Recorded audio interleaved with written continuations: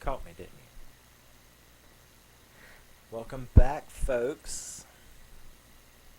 If you're new here, my name is Rusty, and this is my channel where I talk about my favorite movies, mostly horror, and my favorite music, mostly metal.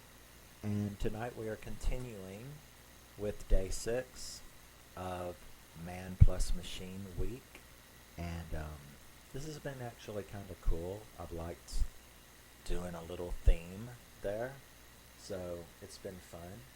And I am so enjoyed getting to watch this. I actually watched it twice in a row because I forgot just how damn good it was. You know what I mean? And that is the Robocop. Now this is the Arrow Unrated remaster of the movie. Yes. Very cool. Of course, there's nothing in it but a Blu-ray and a reversible cover. But, yes, this is very cool. Now, Robocop was originally released in 1987. It was directed by Paul Verhoeven and written by Edward Neumeier and Michael Miner. And it stars, of course, Peter Weller, Nancy Allen, yay, Miss De Palma. I love her in Blowout, and what was the other one? Was she in Dress to Kill? I think she was in Dress to Kill. I'm going to do a De Palma. I'm going to do a little De Palma celebration where I'm going to do Blowout, Dress to Kill, Body Double, and there's a fourth one, but I'm going to have fun doing that. But, yeah. So, who else is in this? What's his name? Ronny Cox. That's who it is. So, yeah. So let's talk about Robocop. Now, Robocop opens with a news report, which is such a flashback. I mean, the second that it came on, I was like, oh, I know her. And the first thing that popped into my mind was like, her name is Leeza. That's Leeza. Leeza something. I know that hair. It's Leeza Gibbons, right? And she plays the newscaster in this movie. And it was such a flashback. Ladies, I mean, come on. Leeza Gibbons in this movie, she has the perfect 80s hair, and just the perfect hair, period. I mean, people these days, if you go into any mall, you're going to go, that's 80s hair, that's 90s hair, that's 2000s hair, that dude looks like a 2006 skater. That's what they say to me. But so yeah, I mean, you're free to do what you want. There's Lenny Kravitz. He dressed like a 1977 pimp, right? And he looked really cool doing it. So, Leeza Gibbons, so that's a big, cool flashback to see Leeza Gibbons, looking like she did on whatever, Entertainment Tonight or whatever it was. But, perfect hair, so that's a cool flashback. But we get to see them doing a report on the huge increase in urban violence, police deaths and violence towards the police, and we get to see, our main villain, which is Boddicker. We get to see him in that news report, and then we flash over to the Nick, where Murphy is arriving. He is the new person. He's has been transferred to this department. So we get to see him arriving and being introduced to the rest of the unruly, frustrated, and tired Dibble who are very upset with the state of things, which is understandable. And we have a nice locker room scene, Dibble butt alert, for all of those interested. It's not long, but at least it's there. Here's to 1987 balanced nudity, alright? There you go. A+ for that. So, we get to see him meet all of the, you know, people who work at this net. We get to see our familiar faces. We also get to, he meets Lewis, Nancy Allen, so we get to meet her. We're introduced to her, and their little repertoire between them. Then we flash over to this tech company where we see Ronny Cox playing, what's his name, Joseph, I think. But he is holding a board meeting, and the other rival, his rival, is the little young upstart named Murphy. So we get to see them have a little, you can tell there's tension between them. But he is there in front of the board as he is talking about this new gigantic city that's going to be built and the security, their improvements in security. So he wants to introduce, Delta City is the place, and he wants to introduce his new robotic police officer who needs no food, no sleep, all the good things you would want in a robot. And it's called the Ed 209. It comes in. It's such a cool scene because you feel so sorry for the dude that, he's the little butt kisser. So he jumps right up when they ask him to be the demonstration. So they give him a gun and they're like, point it at the robot. So he points it at the robot, and the robot is like, you have 10 minutes, 10 seconds to drop that gun. So, the Ronny Cox's character, Joseph, right? I'm going to make sure. Joseph. Dick Jones. Kept calling him Joseph. Jones. Okay. So Jones is like, I would drop that if I were you. So he drops it, but the fucking robot malfunctions, right? And it's like, you now have 5 seconds, 4 seconds, 3. The guy's like running around, help me, screaming. And everybody's like, no, not me, bro. That way, bro. It's like, help me, oh my God. And that was like so, well, that's now too. I mean, can you imagine? If that took place right now, every motherfucker in the area would be like, that way. No, dude, don't run in my direction. So I felt really bad for him because that robot puts at least 200 bullets in his ass, and it is. This is the unrated version, and so yeah, 200 bullets at least was pumped into that poor boy, and so of course, Dick is humiliated. He gets bitched out by the top guy. And then Murphy, he comes in there and jumps in the way, and it's like, oh, this is the perfect time. May I suggest my Robocop program?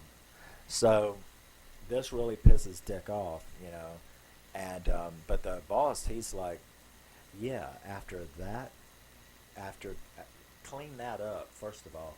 But after that, yes, Dick, you can step to the side. You want to tell me about your little idea, your little project? So Murphy, has sort of gotten his way in with the CEO, which is definitely pissing Jones off. So we see Lewis and Murphy going out on the beat, and they end up chasing Boddicker and his little gang, who have committed a robbery. So they chase them and end up in like this run-down, abandoned industrial district where they do get split up. Murphy and Lewis get split up, trying to locate them in the building, and then they're so full of nostalgic 80s scenes and dialogue and humor. The guy taking a leak, and she walks up behind him, and is like, he's got this big stream, and the second she's like, freeze, the stream's like, it's like, he just stops peeing like that. Which, if you're a guy, I heard that that's the way females can like. That was quite unbelievable because once a guy gets going, just it don't happen that way. So the way that his P stream in mid high arch stream just stops like that was even that in itself. I guess guys would laugh harder at that because they know that's bullshit right there. But so he ends up like knocking the hell out of her. She gets knocked out. um, Murphy actually finds two of the dimwits and starts trying to arrest them. He gets really killed ugly. Now, like I said, I do not have the theatrical version. Is the theatrical version on here? I don't know. I damn sure wouldn't watch it anyway. But since I don't remember the theatrical version, so I don't really know how much more gore and where the gore was added. I just know this movie is now gory as hell because when they kill Murphy, you know, and Boddicker kills Murphy and his gang, that is extremely gory, extremely bloody. And Lewis, of course, finds him. They all take off, and Lewis finds him. And he's being airlifted away, and the next thing you know, you're like first-person perspective from what's obviously a robot because you're seeing circuitry and you know, like that. So obviously we're in Robocop. So you see him coming, being activated. You can see the progression of the tests. He's obviously, with each new activation, they are tweaking and making it more perfect. So we get to see, you know, that taking place. And then he's brought back to the same Nick that he was at. And told that this is where he was going to work from. So he's coming online during the tests. And he's delivered back to the same precinct. My notes keep wanting to just go on a walkabout. So he's put there for field service tests. And when Lewis meets him, she, I probably would have recognized him as well, I think. I don't know. Would you have recognized him? I think that there is enough of him visible, you know, because it's like from there down, his whole jaw. So, I mean, I think, and when she heard him speak, I think that I would have recognized him. But she recognized that it's Murphy. She recognizes who it is. So, we get to see him going out and doing his little. There's a bunch of scenes where it shows him out on the job. He stops a robbery of this elderly couple in like a convenience store. I think the funniest one is when these two guys, these typical dressed guys from that era, are attempting to assault a female. And he comes up and is like, you know, freeze. And they, of course, refuse. And one of them grabs her and is like holding her, you know, and choking her. And he manages to shoot, even though she's not wearing a miniskirt or nothing. Her dress is all the way down below her knees. But he manages to shoot between her legs and hit that guy right in the nuts, right in the dick. Blows his whole crotch open. And you're like, that was good shooting. You know, especially since the skirt was in the way, but his vision, I'm sure he could see through it. But so he managed to shoot. I think that was the funniest one of him in action. You know, when he's doing his little, this is what he's like. So then we go back to, and he rescues the mayor from this crazy guy, a former assistant who didn't get elected. So yeah, we get to see him doing all that. We also though get to see him. He goes back, and that night though we get to see there's some blips on his readouts. You know, because whenever he's not on duty, he's sitting in the chair being diagnostically watched and taken care of. And we see that he starts having nightmares. He starts having independent thoughts and remembering things. So he's remembering his former life. Now, while this is going on, we get to see Jones and Morton have a little face-off in the bathroom where Morton is talking shit about him. And he's actually in the stall taking a dump and comes out, and everybody else runs, including the guy he was talking shit to the boss about, who zips up and runs so fast they show pee all down, his leg. So obviously they were all scared. So they had a nice little fight there that really cemented their relationship as far as, their rivalry. You really got a good idea of what was going on there. So after Robocop is like having these remembrances and visions, he ends up getting up and just walking out and leaving. They're all freaking out. He even walks by Lewis, who actually whispers to him, Murphy, I know that it's you. And he stops and pauses, and I think that triggers him a little more. But he goes on and he gets out because, all his mind can process is, I'm a cop, I've got to go do police work. So, he wasn't going anywhere particular. He was just going back out on the job rather than sit in that chair and have strange remembrances of, his former life. So,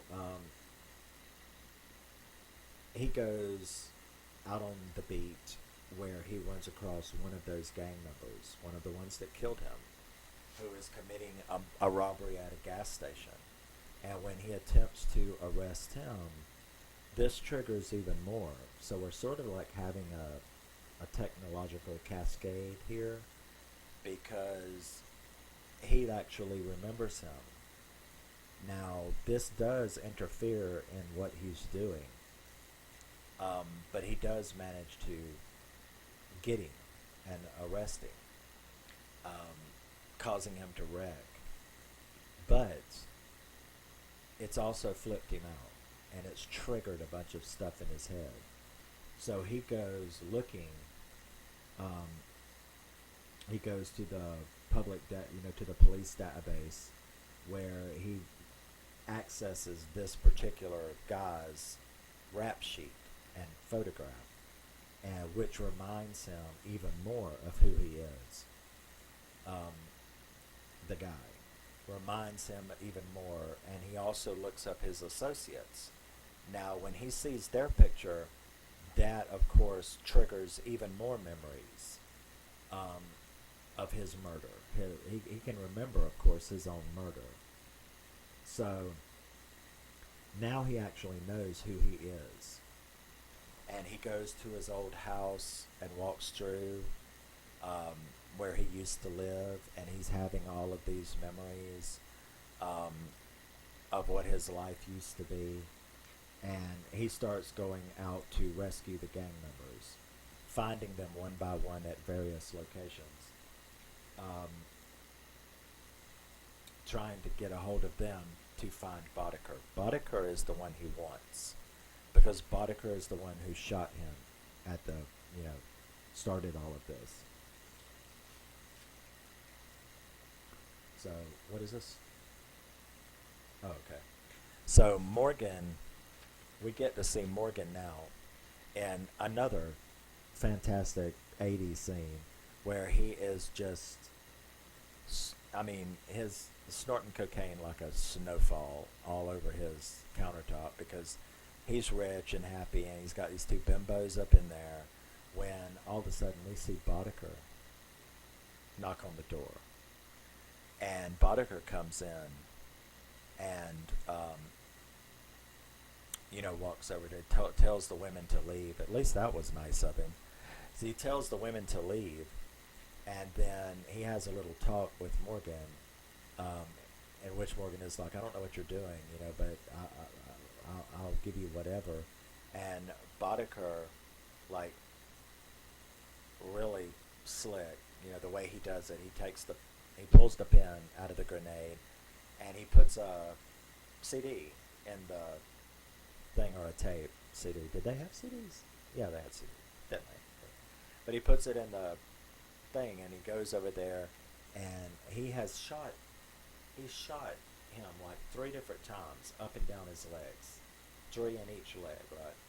So he ain't moving them legs, and he takes the grenade and lays it down on the coffee table about 5 feet from him, and walks out, and then you see Dick Jones come up on the TV, where he starts telling him that, you fucked with the wrong person, you thought you were a badass talking about me that way, whatever, now you know. And of course now we know, right?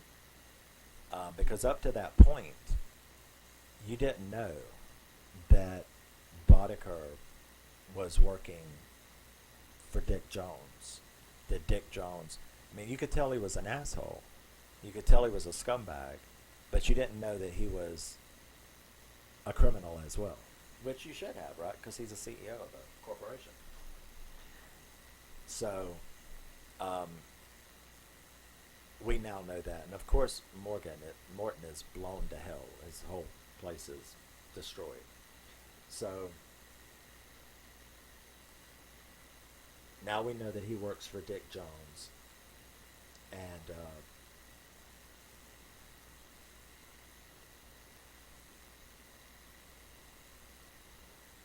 he goes and where did Boddicker and them go? I don't have it wrote down. They were in like this drug factory. Boddicker had went to this drug factory where he was going to make a deal because Delta City is going to be built. So he's got a first class way to get a supply into this new beautiful utopic city. And so he's going to make a deal with these drug people. But Robocop shows up, and there is some fantastic 1987 shootout stuff that goes on. And we get to see him arrest Boddicker after beating the absolute hell out of him. And Boddicker is like screaming at him before he kills him, because see, he almost killed him. But Boddicker is yelling at him, and of course his directive kicks in, which is, you're a police officer, you can't kill them for nothing, you have to arrest them, not kill them. So the directive kicks in, but Boddicker is also screaming that you don't know who I am and who I'm connected to. And he ends up telling him out loud that he works for Dick Jones, and Dick Jones isn't going to put up with this. So he let that cat out of the bag to him. And so he took him down to the Nick, where he is thrown in jail. But he then goes over to the main corporate headquarters, because now he's going to get Jones, right? Because Jones is the leader of it, and he just got told on. So he goes to Jones's office, where he walks in to arrest him. But now, what's weird is that Jones had the tracker. He saw that he was coming, and he had, didn't seem to be worried about it at all. And when Robocop walks in, he's just like, "Hey, been waiting for you. Glad to see you. Whatever. I guess you have to arrest me now, huh?" And so he said, "Yeah," and he tries to arrest him. And way back at the beginning of the movie, when he was first being activated, we saw that he had 3 main directives, and that there was a 4th directive that was classified. Now we got to see what that classified directive was, and that was that no senior member of OCP, that conglomerate, no senior member of that can be arrested by a Robocop or one of their robotic officers. So he couldn't arrest him. And Jones, he thinks he's all slick, so he brings in another Ed 209, and we have, I guess, what you would call a boss fight. Which is funny. I mean, the animatronics, plus what is it? Stop motion animation is pretty cool with the the Ed 209, and I really liked it. When he couldn't get down the stairs, and then it like really had a fit when it fell. So that's how he did manage to escape it, though he was quite damaged. He gets down to the parking garage, where of course Dick, has gotten the police to have pretty much everybody out there, and a couple of them did try to stop what was going on. Lewis, of course, and the chief of that Nick, he tried to stop it, and that was like, he's a cop, don't kill him. But of course everyone else is shooting because it's cops. They have a chance to shoot, they're going to shoot. So they tear him up pretty bad, but Lewis manages to see him as he's running from them in the garage, the parking garage. So she manages to get him in the car and helps him make an escape. So that's pretty cool that we got, that done.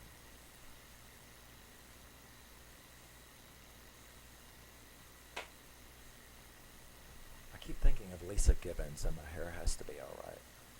But so she manages to help him escape, and she takes him back to that same industrial district where he was before, and hides him out there. So of course Jones is going apeshit, because the whole reason he had went apeshit to begin with was because Boddicker had named him, and it's like, as long as this Robocop is alive, he's got like verbal testimony about his involvement with these criminals. So Boddicker comes to visit him, or he bitches him out about that. Boddicker was like, and then Jones was like, you can take whatever you need. You've got to go and get this thing. Here's the tracker. Go and find him. But you've got to take him out, because you put my ass on the line.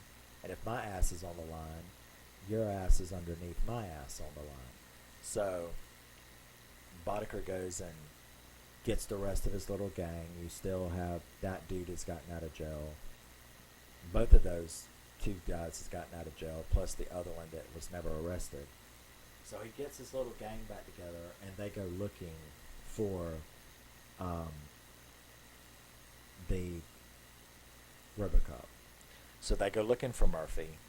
During the meantime, of course, the cops have went on the strike that they had been threatening to do. So the town is kind of in chaos. Nobody's really paying attention to anything. And the gang ends up going there. Now they know they're coming. Lewis and Murphy know that they're coming. So they get there, and we have I guess you would call it the final boss fight. Well, no, next to the final. Because you have him against the gang. Fantastic kills. That one that reminds me of the Toxic Avenger, that one little squirrely motherfucker. He gets like all of that toxic waste dumped on him, and he starts melting, and he grabs that other guy like, help me, and the guy's like, get off me, man. It's like, no honor among those thieves.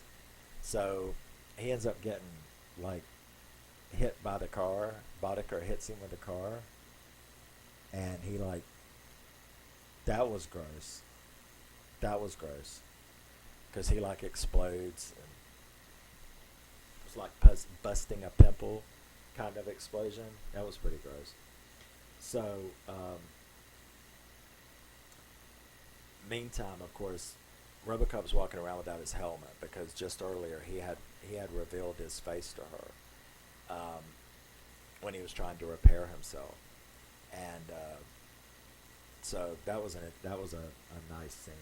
He had also asked about his family, and she had explained that they had moved on. I mean, so he knows there's really no going back to that, but his real, all of his memory has come back. He knows exactly who he is, so I thought that was pretty cool. So he manages to, he killed two of them, and then that the one asshole that he had arrested in the disco, which was funny. He's up there. Him and Boddicker are facing off. Now, Lewis has been shot a couple times, so she's over there on the corner at this toxic sludge river, and Boddicker and Robocop, they're facing off when all of a sudden the asshole up there in the thing dumps all of this industrial girders and panels and stuff on top of him, and Boddicker thinks, he's won. He goes over there with this big lance top thing and he stabs him, and that's when we see the only noticeable, to me, I watched it twice, and it was the only noticeable quality difference in the restored footage. But Robocop puts a big basically a gigantic ice pick looking thing right through his throat. So that scene was the only one, like I said, that I noticed. Because, sometimes like in Halloween 6, but I love the director's cut. I like the theatrical too. I like watching both of them for various reasons. The producer's cut of Halloween 6, The Curse of Michael Myers, it makes so much more sense because all of the stuff that they should have left in it is in there. All of the stuff about the runes and the magic and everything, all of that's still in there, which they cut out for the theatrical. So the director's cut of Halloween 6 makes sense, but you can see the transfer footage, the footage that they put back in is not the same quality as the footage that they kept, because this is restored cutting room floor footage that was never processed correctly. Now, I never noticed, all of the restored footage in this, that scene where he stabs him close up, it's about 5 seconds long. It is really gory when he stabs him through the throat and pulls it out and blood sprays everywhere. Now, that scene is noticeably grainy and cutting room floor material. So, but I think it's great though. Of course, it looks cool. And it's only 5 seconds and it's still fine. It's just that you can see a noticeable difference because this movie looks beautiful. Crystal clear and beautiful. But you can definitely see the quality difference. And that's the only scene in the entire movie in which I noticed that. Or that I saw that. So, that was pretty cool. So after he stabs Robocop, and Robocop stabs him, he ends up going back to the main corporate office where they're having a meeting where Jones is, talking crap about the Ed 209 program. Now when he gets there, there is one down in the parking lot that he makes a quick meal of. And he destroys that Ed 209 real quickly. Then he goes up into the room where the board members, and he walks in, and Jones, he jumps up and is like, "What the hell are you doing here?" And he's like, "I'm here to arrest you." But then he says, but I can't because because of the directive that I cannot arrest a senior member of OCP. I can't arrest you, but you're a criminal. Now the boss is hearing this, right? The CEO, he's hearing this, and he's like, those are, that's pretty extreme accusations. Do you have anything to back it up? And he plays him the audio of Dick Jones talking about how he murdered Morton. And he started getting freaky at that point because he's just been exposed, and when he does, he loses it, and he grabs the CEO, around the throat, and he puts a gun up to him, and he's like, I'm going to kill you, I'm going to kill you. And you do kind of wonder, like, what's going to happen. But the boss wasn't all that stupid after all, because he heard, right, when he came in to the board, what did he say? He said, I'm here to arrest you. You're a murderer. You are part of all this. You're a cop killer. Because he killed him. He killed Murphy. And he killed the other guy too, Morton. So he's like, you're a murderer and a cop killer. And,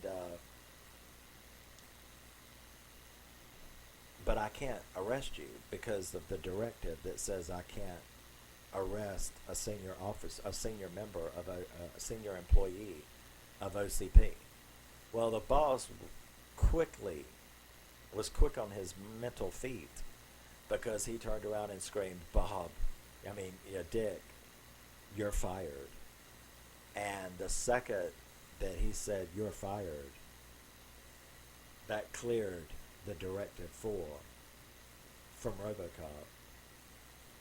And he jumped out, the CEO jumped out of the way, and Murphy was able to fill him full of lead, and he shoot him out the window, basically is what it is. So, after he negates Directive 4, Jones is killed, he goes out the window, and as they're walking out, Robocop, when asked, what his name was, he said that his name was Murphy as he's walking out. And I guess that would lead to Robocop 2. So there you have it. That is the story of Robocop. This is, like I said, the unrated Arrow edition. The movie itself looked absolutely beautiful. There was no old VHS looking, nothing. It was pristine in a good way, not over DNR. It wasn't like a couple of these crappy releases, like a Predator Hunter Edition, the latest Dog Soldier, the latest Platoon. Shout Factory should be ashamed of themselves for the latest Platoon, the Steelbook. That thing is shit. It looks like CGI animation. The people don't even look real anymore. The DNR is so bad. Come on, dudes. You're supposed to clean things up. You're not supposed to turn it into a CGI. I mean, this is Predator, not Final Fantasy Advent Children. Okay? These are not supposed to look like CGI characters. But you literally, Arnold Schwarzenegger doesn't look like a real person in Predator, the Hunter Edition, the latest remastered version that you can buy on Blu-ray. Doesn't even look like it. He doesn't even look real some of the times. And Platoon is the same way. I started to buy it, and then I always go to Blu-ray.com. Just, like type in Predator Blu-ray releases, or Platoon Blu-ray releases, or Robocop Blu-ray releases. And it'll show you a page of a Blu-ray release, but it will then also show you every version, every release that's been of that. Sometimes it can be 1, 2, 5, 10. I guess it's according to how many releases a movie has gotten. And there will be user reviews, So like the Platoon one, I started to buy that the other day, and I was like, oh well, I'm at 22 bucks, But it's the newest version. It's a steel book. It's from Shout Factory, so it should be all right. But I went there and I looked, and it's like every single user review was OMG, WTF, this is so bad. They should be ashamed. The movie doesn't even look real.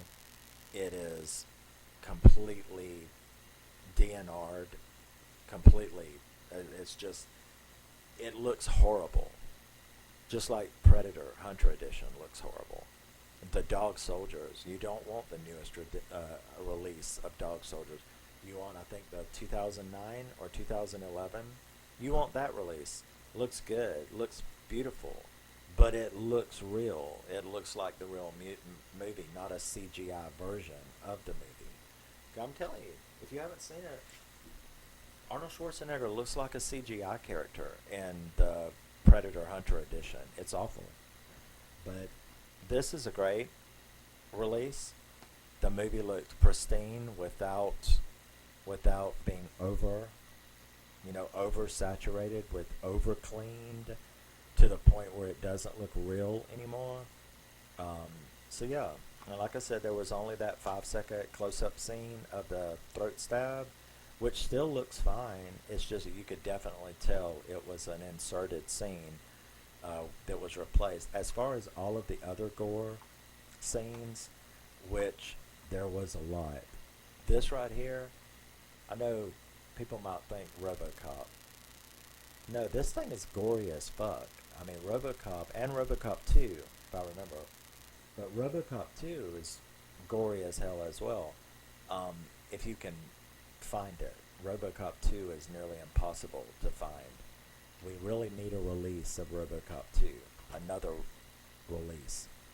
But in any event, that's Robocop 2. That's Robocop.